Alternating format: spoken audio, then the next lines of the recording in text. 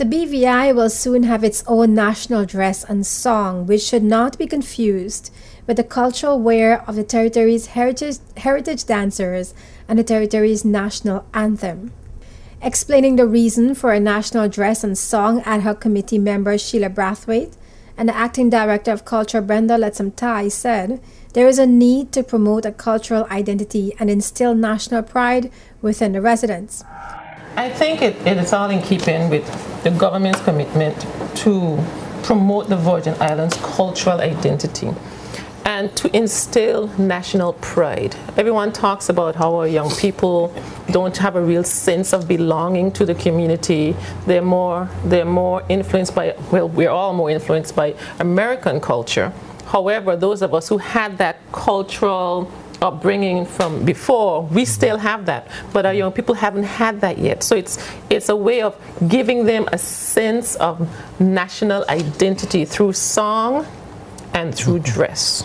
I think it would help them to realize who they are, help them to realize what their history is, what their culture is, and help them to be able to promote their own identity so that they don't have to be using the identity of other persons.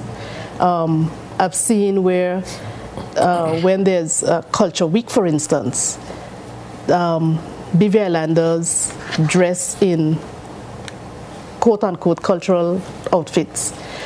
But at the same time, there are some who dress according to the country that their parents come from. And we want all BV Islanders, all nationals, to dress in what is cultural for the BVI.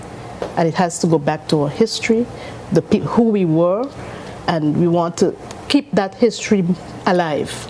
We need to keep it alive.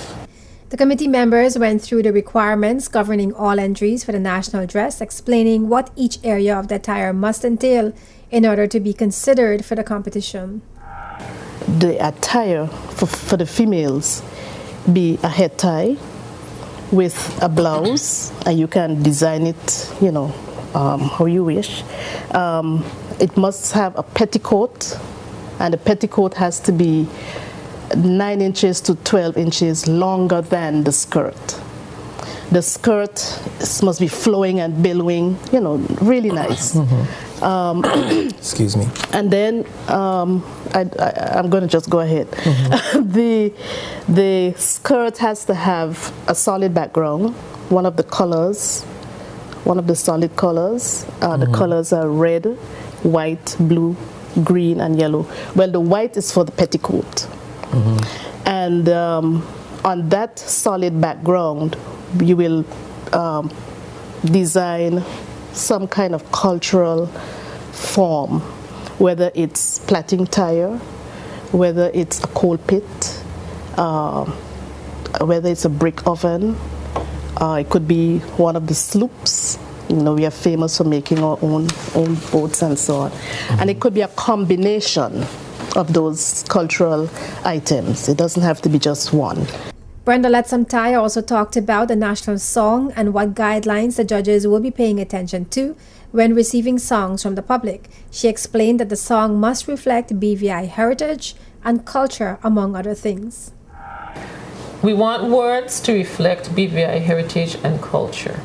And when we say this, we want words that when the words are descriptive, that description is of the Virgin Islands. It's not of St. Thomas, it's not of Dominica, you're in the Virgin Islands.